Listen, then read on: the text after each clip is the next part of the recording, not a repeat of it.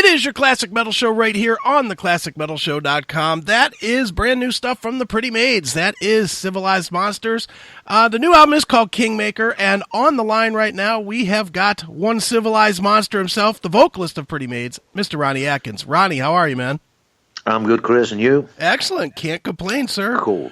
Well, Ronnie, got to tell you, man, once again, as if there was any doubt, a killer Pretty Maids record. Just fantastic.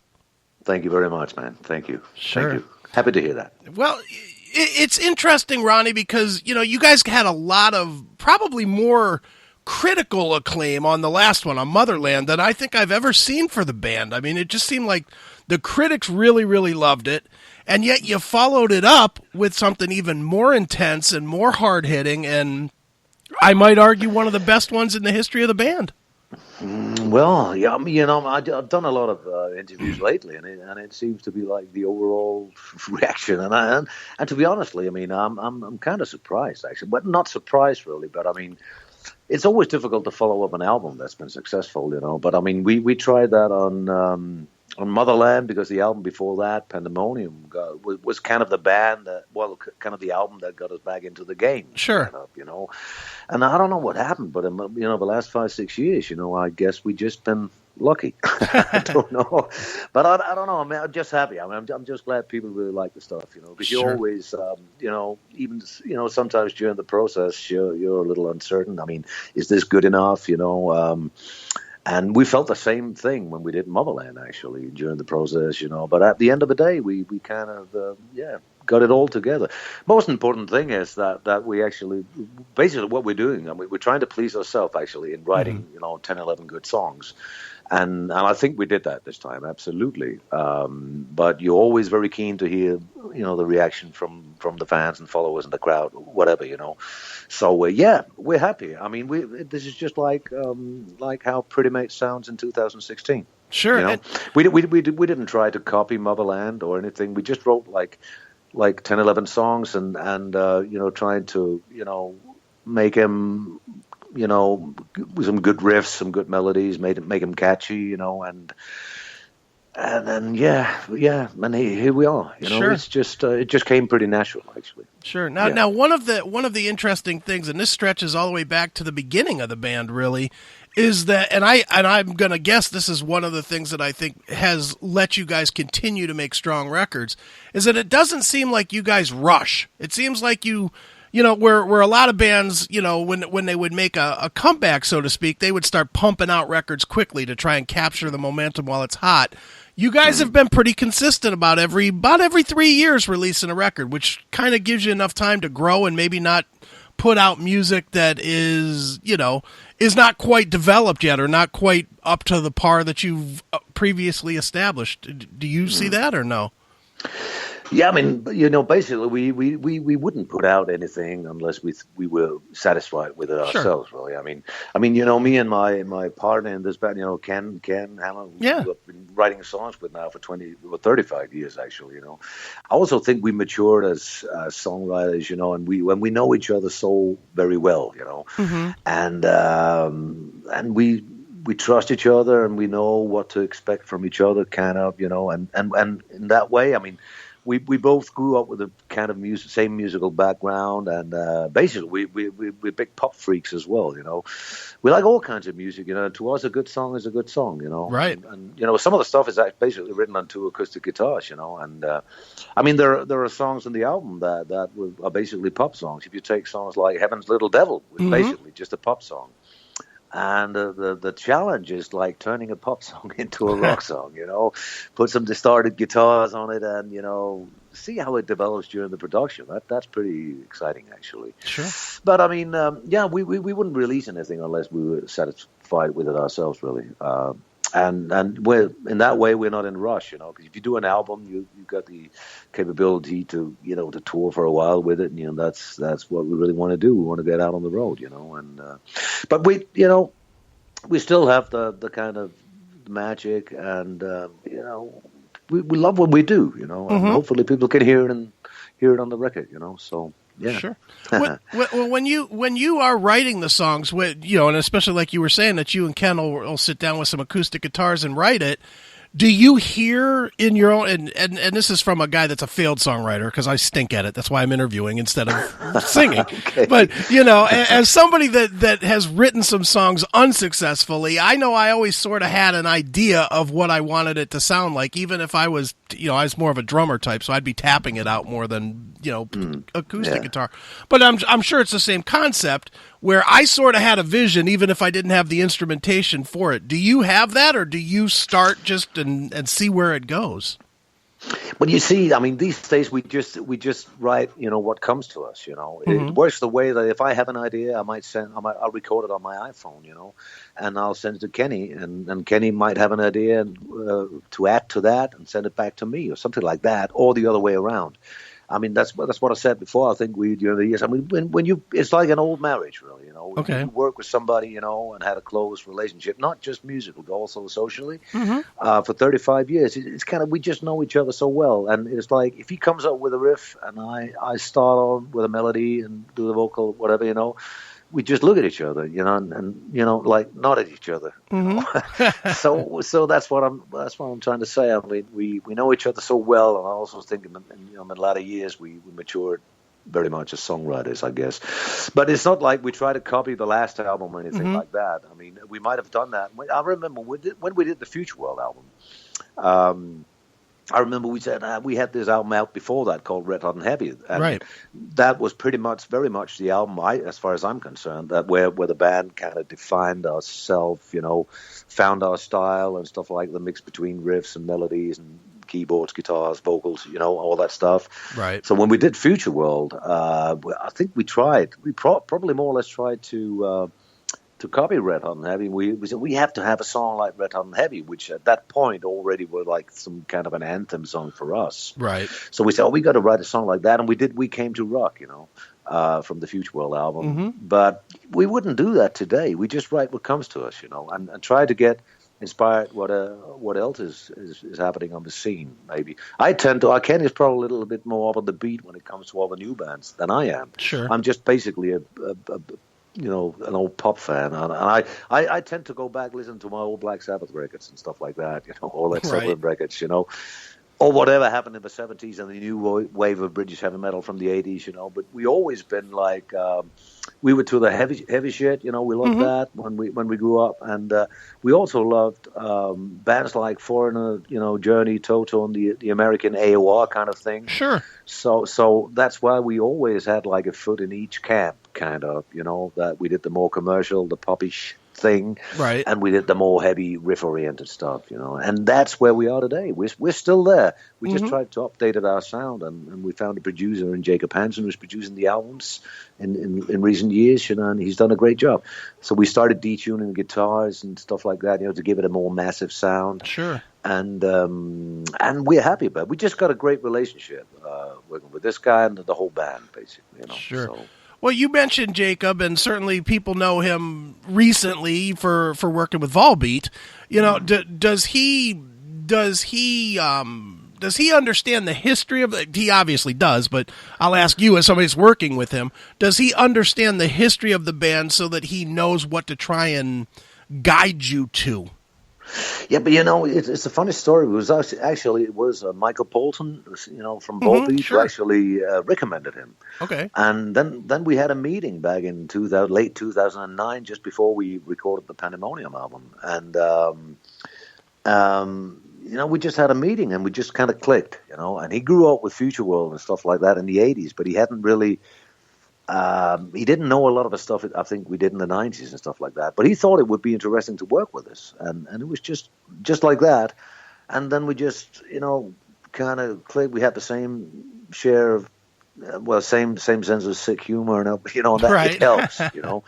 And we just got along pretty well. And we're having a great time when we're doing this, you know. So we've worked with him for the last 5-6 years, you know, and I mean, why fix it if it ain't broken? Right. He's a great guy to work with. He's not like a tyrant producer, you know. He's very diplomatic, you know, and with some old farts like us, you have to be, I guess, you know, because we know a bit of what we want. But he's more like the type of guy that said, okay, we need something here, you know. He's not saying what we need. but he's like giving you a challenge, so you have to come up with something, you know. Sure. But it's great to work that way, you know. I mean, and I've done everything I've done the last 6 years with him, you know. He's a great guy. I love working with him, you know. So, yeah, it's a good team. Absolutely. And the one thing that you can hear, you know, especially the last 3 records, is certainly, you know, I'm imagining live it all fits together, you know, to listen to it, to hear it. But at the same time, the last 3 records especially, there are some twists and turns that were not, you know, as noticeable, you know, 30 years ago, which I guess that makes sense, but, you know, it does seem like you've progressed. Yeah, but I mean, the thing is that I think in this business, I mean, you got to move or you die. Right. You know what I'm saying? I mean, I'm saying at the same time, well, we're trying to stick to our musical roots, and at the same time, we try to move on a little bit. You know, also, I mean, for our own sake, you know, to keep things interesting. That's what we're trying. We're not scared as we might have been 20 years ago. We probably would have been more scared. You know, to try out some things and stuff like that, and play it safe, you know. But I mean, these days we're not scared to try out anything. You know, we can do what we want to do, more or less, I guess, as long as it's still heavy and melodic, and as long as it's a good song. You know, I mean, a song like "Heaven's Little Devil" was a challenge this time because it was, as I said, it was basically a pop song, and people were going like, what are we going to do with this? You know? Right. So let's work on it. You know, at the end of the day, you know, the album still sounds like Pretty Maids, you know. Sure. But with a little update to it, you know. Sure. After all these years, do you have a collection of songs that you tried and just couldn't make fit what Pretty Maids has always been? Not really, because we're the kind of band that when we write for an album, that's the songs. There's no bonus tracks. We're not like writing like 15 or 20 songs and then cut it down to 10 or 11. No, these songs are what's written, you know. In fact, and these songs are very fresh because most of the material, even though me and Kenny wrote like through 2015, we had some sessions. I mean, we live far from each other now, you know, we split all over Europe. But so it's not like let's rehearse on Wednesday, you know. No, it's not the way because of the logistics, it can't happen. So we meet some now and then, and we record what we do, you know, just down on an iPhone. But we basically spent most of January, me and Kenny, like Thursday, Friday, Saturday every week, working on these songs. And then we met with the rest of the guys and got it all together just prior walking into the studio. It's just what comes natural. I mean, and even actually 3 of the songs were written in the studio in our spare time. I mean, Heaven's Little Devil and Last Beauty on Earth and Was That What You Wanted was written while being in the studio, actually. Okay. We had some stuff, you know, that was pre-recorded, but basically the songs were written there, you know, so it's very fresh. Sure. Yeah. Now, from the sound of it, Ronnie, it certainly sounds like the band basically is you and Kenny, and then, you know, and then everybody else does their part, but it's really you too. No secret that there's been a lot of people through the years that have been in and out of the band. When you do have changeover and turnover, as you guys have had throughout your career, do you feel like you're kind of reinventing the wheel every time, or is the connection between you and Ken so tight that you know what it's supposed to be? Well, what can I say? I mean, the connection between Ken and is we kind of founded the band back then. Right. That's it. I mean, like, and we've been writing songs for so many years, but I'd very much like to point out that it's not like just me and Kenny. I mean, we got Alan Chikai on drums, Renee Chase on bass, and now we got a new keyboard player. No, it's very much a band thing, and those guys are contributing a lot to this project. You know, it's not just me and Ken. I mean, we are the main songwriters, right? But I think everybody. I mean, Alan Chikai is a fucking fabulous drummer, you know, and we got a great rhythm section with Renee on bass, you know. So I mean, it's not like I really love the band we had for the last 5-6 years, and we're good live together, you know. Sure. I mean, it's not a duo, you know. It's just 2 people. This is a band thing. But we are the two old farts in the band, right?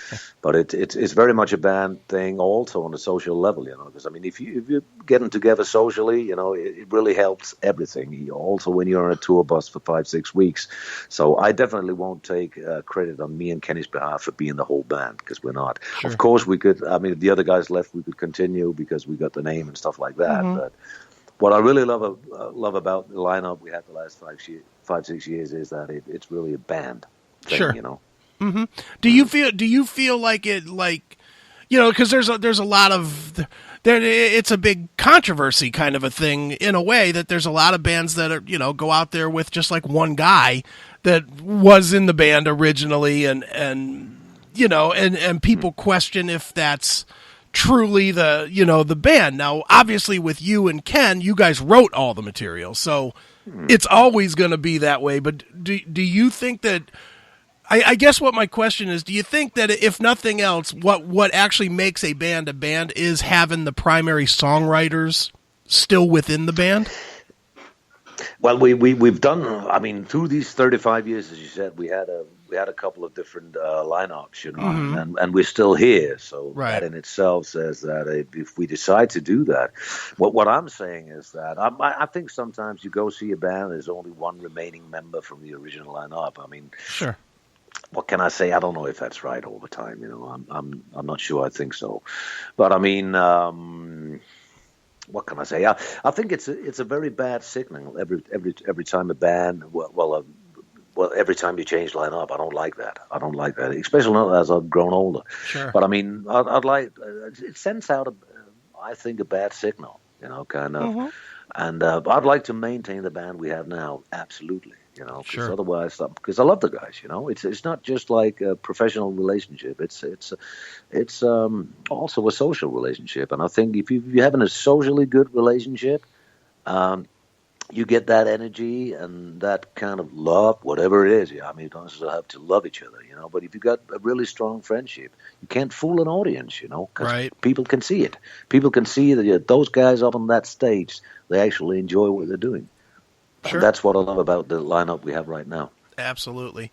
Now, you mentioned touring. I'm going to assume that once the record is officially out, you're going to get some opportunities to go out and tour. What does the new year look like as far as Pretty Maids? I think the new year looks like a lot of gigs. I mean, we got a lot of stuff in the pipeline. We already have a lot of gigs confirmed. We're doing this package thing with Gotthard's Swiss band. And we're starting out in